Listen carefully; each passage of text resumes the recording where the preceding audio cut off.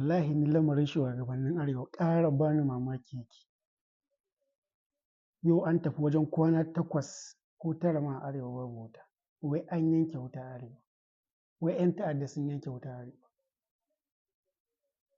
Har ana tunanin cewa wai an rasa ma wanda zai ba wai su masu gyaran ma tsaro wai akan gyaran wai wutar Arewa nan. Wai 'yan Arewa me muka ɗauki kanmu ne? Ku duba wannan station na wutar NEPA, a ce gaba ɗaya Arewa guda 3 ne da mu, dukka jihohin Arewa guda 3 ne suke jagorantar jihohin Arewa.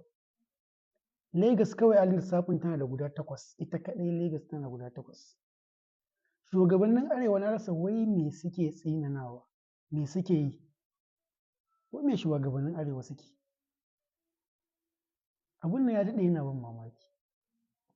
Kuma kowace jiha a doka tana da damar da za ta samar da wutar kanta, amma ba wanda yake tunanin wannan. Ba jihar da take tunanin wannan, saboda su kawai sun mai da abin kasuwanci, kawai su kwashi kuɗin mutane su je su yi ɓarnar da suka ga dama.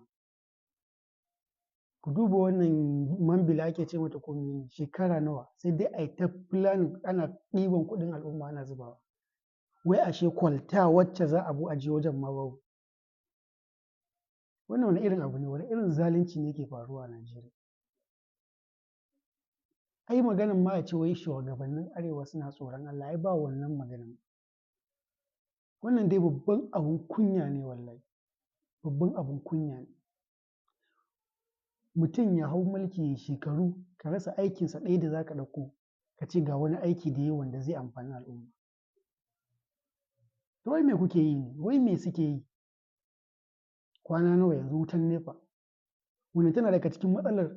To yanzu ku lissafa ku gani, an yi hasashen cewa iya rashin wutar da ake fama da ita a Najeriya, duk shekara Najeriya tana yin asarar dala biliyan 26. A haka ma fa a wannan wasan banzar wutar. To ina ga an tsaida wutar NEPA, masu technology, masu ƙere-ƙere, kamfanonuwa sun buɗe.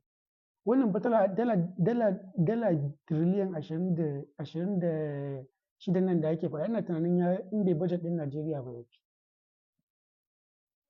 To wannan wani irin sakarci ne, wani irin banzayen shugabanni aka samu. Wai kuma su dinga magana cewa wai su gyara suke akan, wai suna yin gyara ne akan tattalin arziki. Tattalin arziki ba hanyar shigo kuɗi na jikin talakawan da suke wannan su kuke so ku karɓa? Ba ku gyara, ba tituna, ba wajen shakatawa, ba wutar NEPA, ba kamfanonuwa, ba miye, ku dinga fama kuna wai tattalin arziki kuke gyarawa. Haka ake gyara? Ku koma China ku gani, shekara nawa suka yi a talauci, matsiyacin talauci ma kuwa, amma yanzu ya suke? Yanzu ya suke? A wane mataki suke? Suna kan namba na 2 ko na 3 a duniya. Wallahi da gyara. Ya kamata ku gyara. Ba ma su gyara, kan ma su gyara, ya kamata mu gyara, mu san su wa za mu zaɓa, su wa za mu ɗora. Zanga-zanga duk ba ta yi ba. Mu san su wa za mu ɗora a kan mulki. Shi ne kawai mafita. Shi ne kawai mafita. Duk da cewa har yanzu muna da wawaye, muna da me ma zan ce, ba in aka ce wawaye ma meye? Wanda akan 10,000 ko 20,000 mutum zai fito yana zage-zage, yana kalmomi, yana bin ra'ayin da ya san cewa ba nesa zai kai shi ba. Allah ka sa mu cika da imani.